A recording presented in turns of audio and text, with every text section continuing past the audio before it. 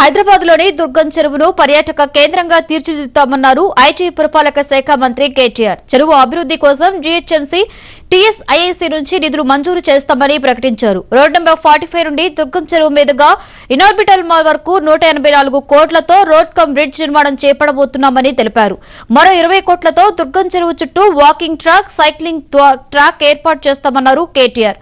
దుర్గం చెరువు పరిసర ప్రాంతాలలో ఐటీ కంపెనీలు ఉన్నందున ఈ ఏరియాలో ట్రాఫిక్ జామ్ ఎక్కువగా ఉంటుంది అన్నారు. రోడ్ కమ్ బ్రిడ్జ్ నిర్మాణం ద్వారా ట్రాఫిక్ సమస్యలు తీరుతాయని చెప్పారు.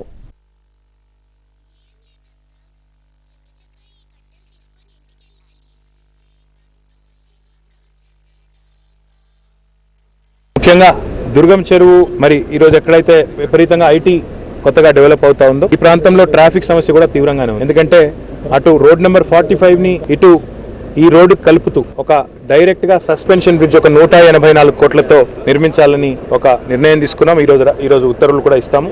తొందరలోనే టెండర్లు కూడా పిలుస్తాం.